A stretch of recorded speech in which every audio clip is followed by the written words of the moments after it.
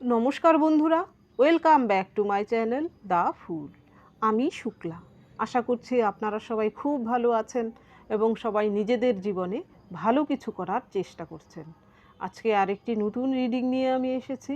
আজকেও কার্ড সফল করে দুটো কার্ড নেব এবং কার্ড দেখে আমি এই রিডিংয়ের টপিক ঠিক করব। এটি একটি টাইমলেস এবং জেনারেল রিডিং, যে কেউ যে কোনো সময় আমার এই রিডিংটি দেখতে পারেন। তো চলুন মা সরস্বতীর নাম নিয়ে শুরু করি।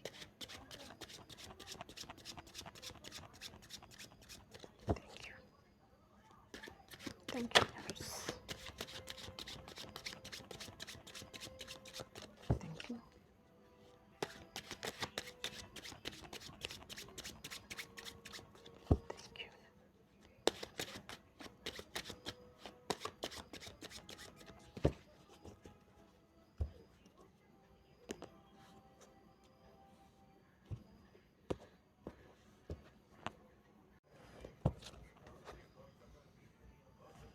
9 of Swords, the Hermit,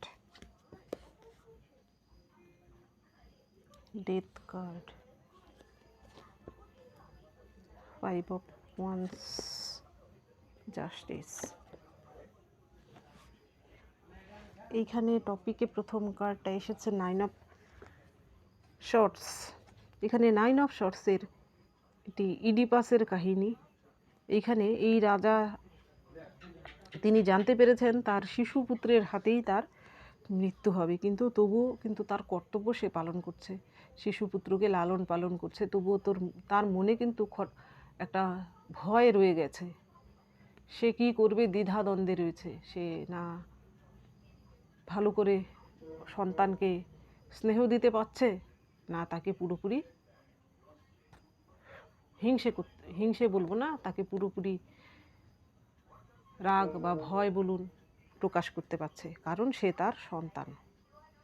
এখন সে ঈশ্বরের কাছে সব কিছু সঁপে দিয়েছে। ঈশ্বর যা করবেন সব কিছু তিনি মেনে নেবেন। তো এর পরের কার্ড এসেছে দ্য হারমিট। এইখানে যে হারমিট, এই ডেকের এইখানে হারমিট কিন্তু পুরো চোখ মুখ সব কিছু ঢাকা, তাকে দেখাই যাচ্ছে না। তার হাতে শুধু একটা লাঠি রয়েছে। লাঠিটা হচ্ছে তার সহায় সম্বল, অর্থাৎ এটাই হচ্ছে তার স্ট্রেংথ, আর কিন্তু কোনো কিছু নেই। আর এইখানে এটা অ্যাকচুয়ালি হরিণকে শো করানো হয়েছে। এই ডেকের যে হারমিট, এইখানে কিন্তু ধীরে ধীরে আলো ফুটে উঠছে, সেই ব্যক্তিটি কিন্তু আলোর দিকে যাচ্ছে। তো আপনার জীবনে এমন কোনো শত্রু রয়েছে যে কিনা আপনার ফ্যামিলি থেকে বিলং করে, আপনার ব্লাড কানেক্টেড হতে পারে বা আপনার আত্মীয় পরিজনের মধ্যে কেউ হতে পারে। সে কিন্তু বর্তমানে তার জীবনে এই রকম একাকিত্বে সে ভুগছে। সে কিন্তু তার জীবনে বর্তমানে যেসব কিছু ঘটছে, এইখানে দেখুন এই ব্যক্তিটি কিন্তু ভয় বলুন, ভীতি বলুন, সব কিছুই কিন্তু তার মনের সংশয় বলুন রয়েছে। তো আপনার সেই শত্রুটির মনেও কিন্তু এরকম ভয়, ভীতি সব কিছুই বর্তমানে হয়তো তার মনে রয়েছে। সে হয়তো এবার তার মৃত্যুর ভয়ও সে পাচ্ছে। এমন কেউ হতে পারে, এমন কোনো শত্রু থাকতে পারে যে কিনা আপনাকে হয়তো এইরকম একাকী, বা আপনার জীবনে এমন কিছু সে করেছিল যার ফলে আপনি হয়তো সেই ব্যক্তিটির জীবন থেকে হতে পারে বা আপনার ফ্যামিলি থেকে হতে পারে, আপনি সকলের থেকে হয়তো আপনাকে দূরে সরে যেতে হয়েছিল। সে বর্তমানে কিন্তু তার কর্মের ফল পাচ্ছে। এখানে দেখুন এর পরের যে সে কি কর্মের ফল পাচ্ছে সেটাও দেখব। প্রথম দেখুন কি হচ্ছে। এখানে সেই ব্যক্তিটি প্রথম যে কার্ডটা এসেছে ডেভিল, সে হয়তো রাহুর দ্বারা পীড়িত হতে পারে। সে হতে পারে অতি রাগী কোনো ব্যক্তি, এখানে মহিলা পুরুষ যেই হয়ে থাকুন না কেন। এখানে আপনার ফ্যামিলির সঙ্গে, আপনার ফ্যামিলি কেউ হতে পারে, ব্লাড কানেক্টেড হতে পারে, বা আপনার পরিচিত কেউ, পরিচিত বলবো না, আপনার বন্ধু বান্ধবের মধ্যে কেউ হতে পারে, অর্থাৎ আপনার সঙ্গে যার পারিবারিক সম্পর্ক রয়েছে। তো ডেভিল আসার মানে সে কিন্তু রাহু দ্বারা পীড়িত হয়ে এমন কিছু পাপ কার্য সে করেছে, যার ফলে রাহু তার দ্বারা সম্পূর্ণ পাপটি করিয়ে নিয়েছে এবং তার পাপের ঘোড়া যখন পূর্ণ হয়েছে, এবার কিন্তু তার সাজা পাওয়ার সময় এসেছে। এর পরের কার্ড এসেছে 5 of Wands। সেই ব্যক্তিটি হয়তো আপনার জীবনে এইরকম ক্যাওয়াস কনফ্লিক্ট সবসময় সৃষ্টি করতো, যার ফলে আপনি হয়তো শান্তিতে বসবাস করতে পারছিলেন না, আপনার জীবনে শান্তি সে ছিনিয়ে নিয়েছিল। সেই সব পাপের সাজা সে এবার পাচ্ছে। এর পরের কার্ড এসেছে জাস্টিস। এইবার সে নিজেও হয়তো জানতে পারছে, বুঝতে পারছে তার জীবনে যে ঘটনাগুলো এবার ঘটছে সেইগুলো তার নিজেরই পাপের ফল। আপনি জাস্টিস পাচ্ছেন। এখানে হতে পারে আপনি যদি কোনো সম্পত্তিগত ব্যাপারে আপনার কোনো পরিবারের লোকই আপনার সঙ্গে শত্রুতা করে থাকে বা আপনার সঙ্গে বিশ্বাসঘাতকতা করে থাকে, তাহলে আপনি সেই হারানো সম্পত্তি ফিরে পেতে পারেন। বা আপনার সঙ্গে যদি আপনার নিজের কোনো লোক ইনজাস্টিস করে থাকেন, সেখান থেকে আপনি জাস্টিস পেতে পারেন এবং সেই ব্যক্তিটি নিজের পাপের ফল পেতে পারে। এখানে বেশিরভাগের জন্য কিন্তু হতে পারে আপনার ইনলজ হতে পারে, আপনার ব্লাড কানেক্টেড কেউ হতে পারে, আপনার এক্স হাজব্যান্ড অ্যান্ড ওয়াইফ হতে পারে। তারা কিন্তু এবার আপনি জাস্টিস পাচ্ছেন। এমনও হতে পারে যে আপনি হয়তো আপনার সেই শত্রুদের বিরুদ্ধে হয়তো আপনি কোনো কেস বা লিগ্যাল কোনো অ্যাকশান নিয়েছেন, সেখানে আপনার জিত হতে পারে। এখানে এর পরের কার্ড এসেছে 3 অফ ওয়ান্স। এখন আপনি হয়তো এর আগে তাদের থেকে সরে যাচ্ছিলেন, আপনি মেন্টালি তাদের থেকে দূরত্ব তৈরি করে নিয়েছেন। এবার তারাই কিন্তু হয়তো ভয়ে হয়তো সেখান থেকে চলে যাওয়ার চেষ্টা করছে, কারণ সেখানে থাকলে হয়তো তাদের আরও সাজা পেতে হতে পারে বা আরও দুর্ভোগে ভুগতে পারে। সেই ভয়ে হয়তো তারাই সেই স্থান ত্যাগ করার চেষ্টা করছে বা স্থান ত্যাগ করে চলে যাচ্ছে। এইবার দেখব এই দিকের মাধ্যমে।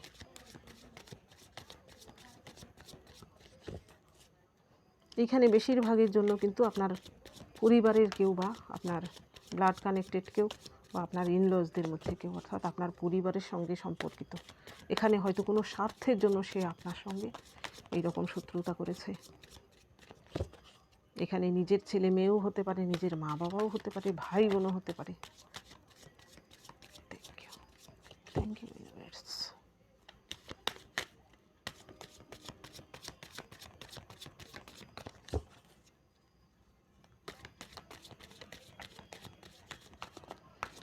এটা যাদের সঙ্গে রেজোনেট করবে আপনারা কন্টিনিউ করবেন।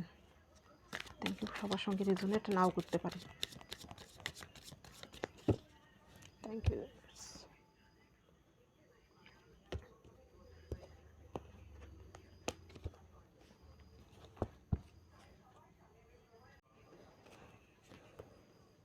বাহ, আবারও জাস্টিস।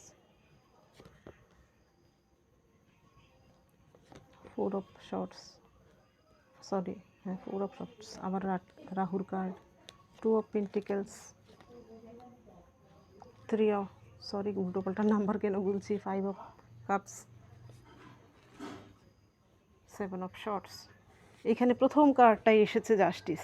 আপনি হয়তো আপনার জীবনে যত রকম ইনজাস্টিসে এতদিন আপনি ভুগছিলেন, অর্থাৎ আপনার জীবনে যা যা ইনজাস্টিস হচ্ছিল, হতে পারে আপনার কোনো কাজে ডিলে হচ্ছিল, আপনি হয়তো 100% সেখানে দিচ্ছিলেন, সেই কাজটা আপনার সঠিক সময়ে হচ্ছিল না। অনেকেই আছেন হয়তো আপনার বিয়ের দেরি হচ্ছিল, অনেকেই হয়তো আপনারা চাইছিলেন বহুদিন যাবৎ কোনো সন্তান সন্ততি আসুক, সেখানে ডিলে হচ্ছিল। হয়তো কারুর চাকরি ক্ষেত্রে কোনো সমস্যা ছিল, কারুর হতে পারে কোনো শারীরিক সমস্যা, তাছাড়া উৎকোষেই শত্রুর সমস্যা। তো সব দিক থেকে এবার আপনি জাস্টিস পেতে চলেছেন। আপনার জীবনের সেই সব সমস্যাগুলো সমাধান হতে চলেছে। আপনার জীবনে কিন্তু চিরতরে সেই সব শত্রুরাও আপনার জীবন থেকে বিতাড়িত হচ্ছে এবং আপনি কিন্তু আপনার জীবনে দেখবেন ধীরে ধীরে করে সব কিছুই এবার ঠিক হতে শুরু করেছে। এর পরের কার্ড এসেছে 4 অফ শর্টস। এখানে হয়তো আপনি নিজেকে ঈশ্বরের কাছে সঁপে দিয়েছিলেন, হে ঈশ্বর তোমার যা করার তুমি তাই করো।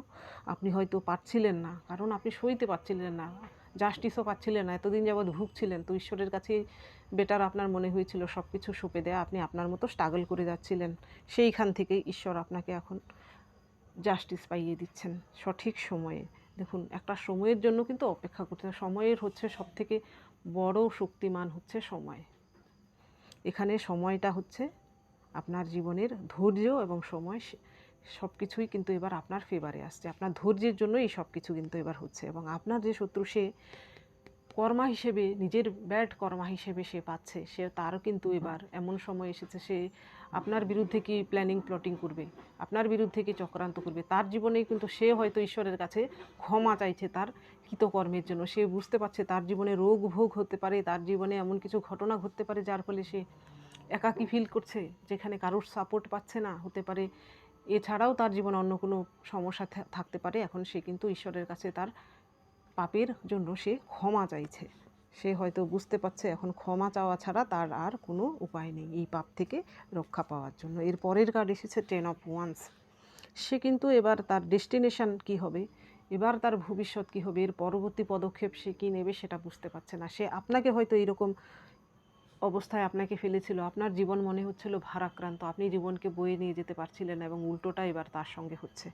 সে তার জীবনের ভার বহন করতে পারছে না, তার উপর হতে পারে আরও দায়িত্ব রয়েছে, সেইগুলো কি পালন করবে, সে হয়তো নিজের দায়িত্ব নিতেই বর্তমানে পাচ্ছে না। এখানে দেখুন এই ব্যক্তিটির মাথা ওয়ান্সে গুজে গেছে, সে কিন্তু তার ডেস্টিনেশন দেখতে পাচ্ছে না। এর পরের কার্ড এসেছে 2 অফ পেন্টিকলস। এখানে 2 অফ পেন্টিকলস আসার মানে হচ্ছে সে কোনো দুটো জিনিসের সঙ্গে সে স্ট্রাগল করছে, তার একটা ডিসিশান নিতেই হবে তার যদি বাঁচতে হয়।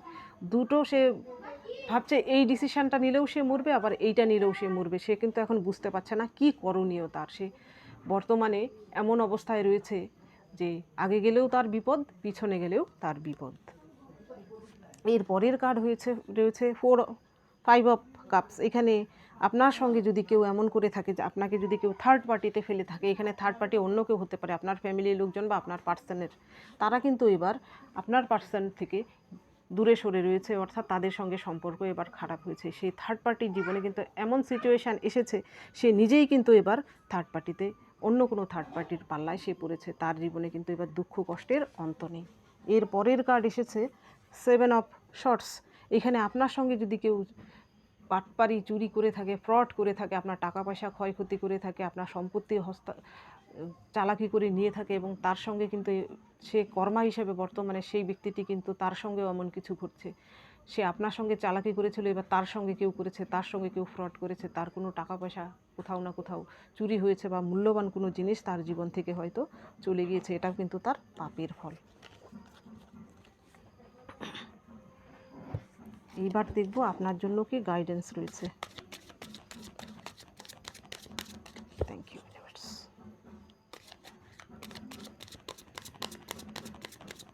Thank you, thank you, thank you, thank you universe.